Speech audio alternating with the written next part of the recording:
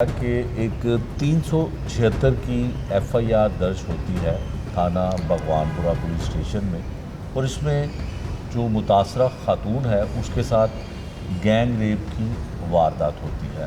Police مقدمہ تو درج کر لیتی ہے، لیکن انویسٹیگیشن کے عمل میں بہت سارے اس خاتون کے تحفظات ہیں۔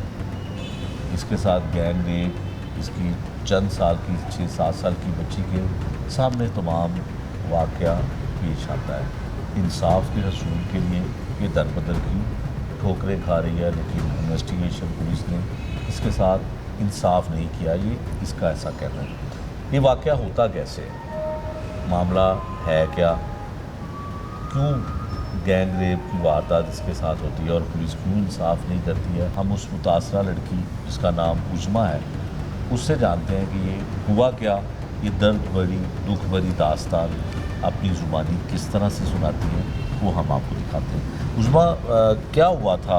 آپ نے FIR درج کروائی؟ جی۔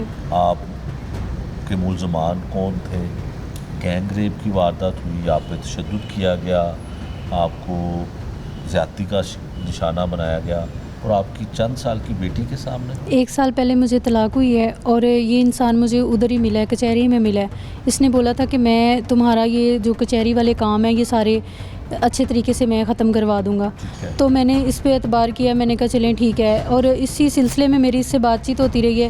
چند مہینے بعد اس نے بولا کہ میں آپ سے شادی کرنا چاہتا ہوں، میں نے بھی شادی کرنی ہے۔ تو یہ شادی کے جھانسے میں اس نے مجھے لا کے میرے ساتھ یہ اس نے ریلیشن بنایا، فزیکل ہوا ہے۔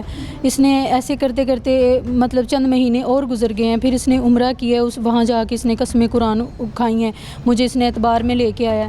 اور جب میں میں طلاق یافتہ ہوں اور میرے پاس اچھا خاصا پیسہ تھا، سارا کچھ، اور اس بندے نے آہستہ آہستہ کر کے وہ مجھ سے بٹورا ہے، اور یہ سارا کام کرنے کے بعد اس نے پھر مجھے بولا کہ میں اب تم سے یہ شادی وغیرہ میں نہیں کر سکتا، اور میرے ساتھ فزیکل ہوتا رہا ہے، میرے ساتھ میرے ساتھ شادی کا جھانسا دے کے یہ سارا کچھ کرتا رہا ہے۔ اور جب بعد میں مجھے پتہ چلا کہ یہ شادی شدہ بھی ہے، جب شادی شدہ کا مجھے پتہ چلا تو اس کے 4-5 بچے بھی ہیں۔ میں نے اس کو بولا ہے، میں نے کہا کہ آپ کا یہ سارا معاملہ ہے، تو آپ نے مجھے اس جھانسے میں رکھ کے مجھے اندھیرے میں کیوں رکھا؟ مجھے بتاتے، میں اب تم سے شادی نہیں کر سکتا، یہ وہ۔ میں نے کہا ٹھیک ہے، آپ نہیں شادی کر سکتے تو آپ کائنڈلی آپ چلے جائیں، اب آپ کا میرے ساتھ کوئی تعلق نہیں ہے۔ میں نے اس کو گھر سے نکالا ہے۔ اس نے مجھے رینٹ پہ گھر بھی لے کے دیا ہوا تھا، جہاں پہ یہ مجھے بطور بیوی کے اس نے کہ سب کو بتایا، یہ میری بیوی ہے، یہ میری بیٹی ہے، یہ سارا اس نے ہر کسی کو یہ بتایا ہوا ہے۔ تو میں نے اس کو یہ بات بولی ہے کہ اب آپ کا میرے ساتھ کوئی تعلق نہیں ہے، ٹھیک ہے، آپ اپنے رستے میں اپنے رستے۔